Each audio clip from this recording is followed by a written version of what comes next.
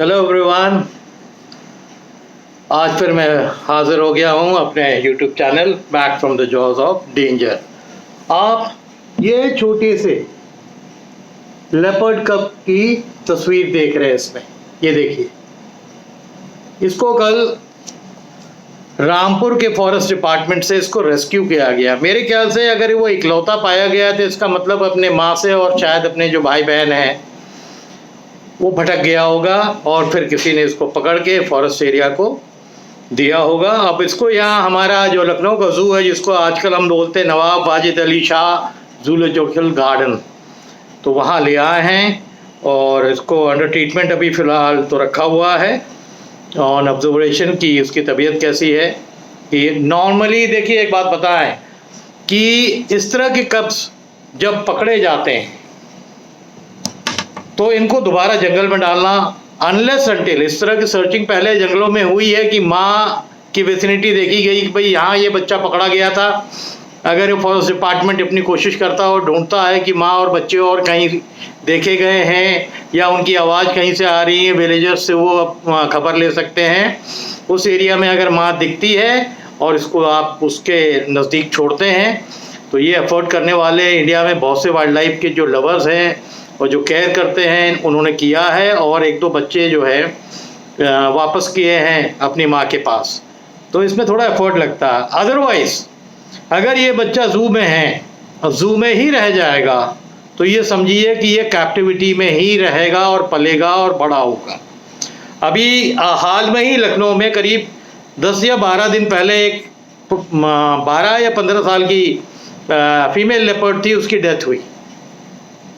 उसको भी इसी हालात में ले आया गया था जू के अंदर, और जू में वो बड़ी हुई और वहीं उसकी डेथ हो गई। यानी ये इसका दुर्भाग्य होगा कि ये कैप्टिविटी में ही रहे और यहीं रहे और अपना पूरा जीवन व्यतीत करे। तो ये बड़ा दुर्भाग्य है। जिस जानवर को खुले में रहने की आदत है, पेड़ पे चढ़ने की आदत है, भागने दौड़ने की आदत है, उसको छोटा सा जो पिंजड़ा इनको लेपर्ड्स के लिए दिया जाता है, लेपर्ड्स को तो वो भी पिंजड़ा प्रोवाइड नहीं किया जाता जू के अंदर कि जिसमें बीच में गड्ढा हो, क्योंकि इनकी लीप बहुत लंबी होती है। तो इनके जो इंक्लोजर्स होते हैं वो तो पूरी ऊपर से भी क्लोज्ड होते हैं।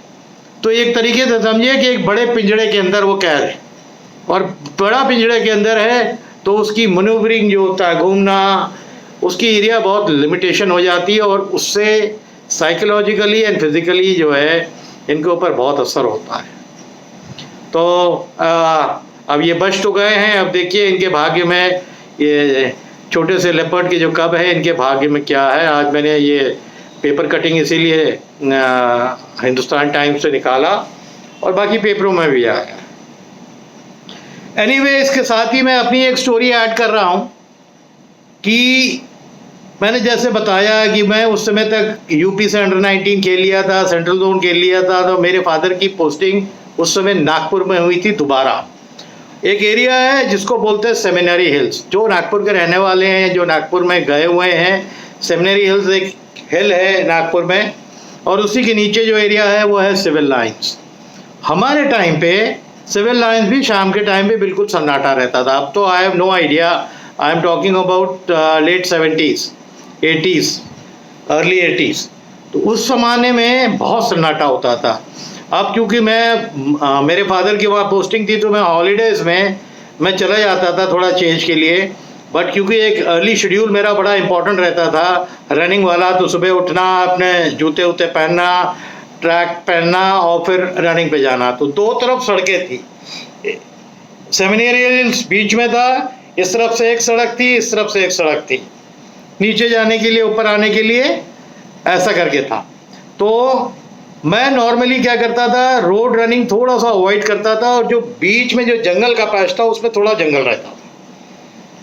तो उसमें पगडंडी थी, जो गांव की औरतें अगल बगल आती थी, लकड़ी बीनने वाली, ये सब, तो वो पगडंडी यूज़ करती थी। मैं उसी में थोड़ा रनिंग करता था, क्योंकि हार्ड सरफेस के ऊपर आप ज़्यादा रनिंग आपको नहीं करनी चाहिए, क्योंकि वो आपके जो नी की जॉइंट के लिए या एंकल की जॉइंट के लिए खिलाड़ियों के अच्छे नहीं होते। तो सॉफ्ट सरफेस ही रहता था वहाँ पर।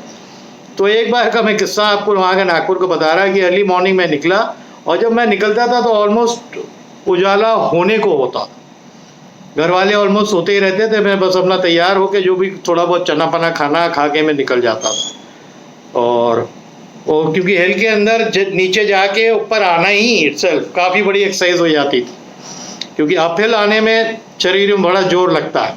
तो मैं इसीलिए, क्योंकि वो अपॉर्चुनिटी मेरे को नागपुर में मिली थी, यहाँ लखनऊ में तो थी नहीं, तो मैंने कहा कि मैं जब तक वहाँ 15-20 दिन रहूँगा तो at least down hill and uphill ये एक्सरसाइज रनिंग पे करूँगा। बाकी जो बीच में जंगल एरिया था उसमें मैं अपने जो स्ट्रेचिंग एक्सरसाइज थी वो करा करता था।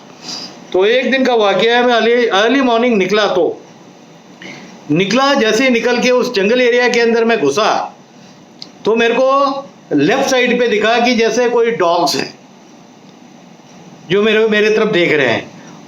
तो मैं उस जगह थोड़ा सा out of curiosity I just stood there, खड़ा हो गया। और खड़ा होकर मैंने ध्यान से देखा कि यार कहीं ऐसा ना हो कि मैं रनिंग दोबारा चालू करूं। तो आई स्टार्टेड वॉकिंग। मैं दौड़ूंगा तो हो सकता है वो कुत्ते पीछे आ जाए, बट फिर मैंने ध्यान से देखा कि यार ये कुत्ते नहीं लग रहे हैं। तो फिर मेरा ध्यान जब गया तो मेरा बहुत ऐसी कि एक जोड़ा था वुल्फ्स का, भेड़ियों का, जो मेरे को कांस्टेंट देख रहे थे। शायद पहले से जब मैं थोड़ा थोड़ा रन करके आ रहा था, जूते की आवाज़ हो रही थी, तो दे वर लिसनिंग। तो थोड़ा दुपक की एक झाड़ी के बगल में बैठे हुए थे। The moment they saw me they stood up. तो या तो मेरे से डर गए थे जो आए थे, या उनको लगा कि यार ये कोई है क्या। बट तब भी मेरी हाइट अच्छी थी, तो मेरे को भी उस दिन थोड़ा डर लगा। मैंने कहा कि पता नहीं यार ये अटैक वाला मोड इनका क्या रहता है, नहीं रहता है। तो मैंने बोला, थोड़ा देर में खड़ा हो गया और फिर then I started walking slowly. जब मैं वॉक करने लगा स्लोली, तो वो धीरे धीरे वो वॉक करने लगे मेरे तरफ, और they were constantly looking at me. तो बड़ा भयभीत होने वाला एक सिचुएशन था। फिर मैंने कहा कि ये तो बहुत छोटे होते हैं यार, ये तो कुत्ते की तरह ही हैं। तो मैं अगल बगल अपनी नज़रें गड़ा रहा था कि मेरे हाथ में कोई पत्थर आ जाए। वो पथरीला इलाका है भी थोड़ा अगल बगल। तो मेरे इतना बड़ा एक ब्लॉक पत्थर का मैंने उठाया। The moment I bent to pick the stone, ये दोनों बड़ी जोर से इन्होंने अपनी दांत बाहर चिहाड़े आउट ऑफ एंगर, कि वो एंटिसिपेट कर गए थे कि हमारे तरफ फेंकेंगे। और मैं डर रहा था, मैंने फेंक दिया और नहीं लगी, और ये फिर मेरे तरफ चार्ज कर गए। तो क्या होगा, हालांकि मैं जानता था कि नहीं करेंगे। तो जैसे ही मैंने हाथ पीछे किया ना मारने के लिए, तो भागे बड़ी जोर से, और भागे थोड़ा आगे की तरफ। अब इसी आगे की तरफ जो पगडंडी जा रही थी, मेरे को वहीं रनिंग करनी थी। बहरहाल मैं रन करता रहा और अपने लेफ्ट पे देखता रहा कि भाई ये दोबारा ना दिख जाए। तो वो नहीं दिखाए तो मैं फिर नीचे गया। तो नीचे एक दो चाय वाले थे जो मेरे को जानते थे, क्योंकि रोज मेरे को देखा करते थे। तो मैंने उनको किस्सा बताया कि आज मैंने 2 भेड़िए देखे यार। कह रहे हाँ सर, भेड़िया भी हैं, सियार भी हैं, और कभी कभी लेपर्ड भी आ जाते हैं। तो नागपुर का वो एरिया था ना, उस समय बड़ा सन्नाटा रहता था। हमारे बगल में मिस्टर घोष करके एक थे, जो मेरे फादर का एक बहुत पुराना ब्रिटिश का टाइम का एक बंगला था। वो उसको 2 हिस्से में जीएसआई ने बांट दिया था। एक तरफ बाबा को अलॉट किया था, दूसरी तरफ जो था वो बिल्कुल जो सिविल लाइन्स की तरफ फेस करता था, वहीं वो हिल खत्म हो जाता था। आप उनके लॉन में बैठेंगे तो बड़ा अच्छा सीन रात में दिखता था, लाइट साइड पूरे शहर की। तो वहाँ पर उनका कुत्ता था। उसके चक्कर में घोष साहब ने एक दिन बताया फादर को, तब तो मैं नहीं था उनके पास, बाबा के पास। उन्होंने बताया कि उनके कुत्ते के चक्कर में उनके कंपाउंड में लेपर्ड आया। तो लेपर्ड वही सिविल लाइन्स की तरफ से फिर वो हिल चढ़ चढ़ के देखा होगा, क्योंकि वो स्मेल भी कर लेते हैं, बार्किंग आर्किंग भी सुनते रहते हैं।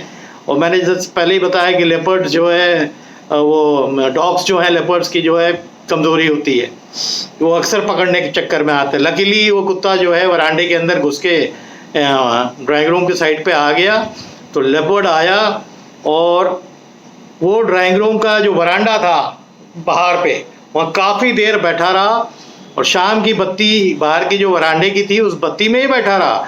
और मिस्टर घोष जब आए बत्ती बंद करने के लिए, और वो एक जाली जैसा दरवाज़ा था वो बंद करते थे, फिर अंदर लकड़ी वाला था। तो जो जाली वाला जैसे ही बंद किया, और देखते सामने एक लेपर्ड बैठा हुआ, तो वो तुरंत भाग गए कि जरूर ये कुत्ते के चक्कर में आया। तब उन्होंने अंदर से आवाज़ करी, तो फिर वो उठा और गुर्राता हुआ बाहर गया। और तब तक तो बाहर की भी कुछ लाइट्स खोल दी थी, और उनके आउट हाउस में उनका ड्राइवर और कुक रहता था। आवाज़ दी तो वो लोग अपना लाठी लेके आए, थोड़ा लाठी ज़मीन पे कस के मारी, देन ही रन आउट। तो आज ये छोटी सी अपनी एक कहानी और भी शेयर करनी थी। इस तरह की छोटी वाली तो बहुत कहानियाँ हैं। कि वो पता नहीं क्यों घटित हो जाती है। कभी कभी आपको आप एक्सपेक्ट ही नहीं करते हैं कि क्या होने वाला, वो हो जाता है। तो होपफुली यू एंजॉयड दिस, और उम्मीद करता हूँ कि ये जो छोटा बच्चा मिला है जू को, इसकी हिफाजत बहुत अच्छे से रहे। तो फिर आगे इस तरह की बहुत सी स्टोरीज और शेयर करेंगे। अब आज के लिए इतना ही। Thank you.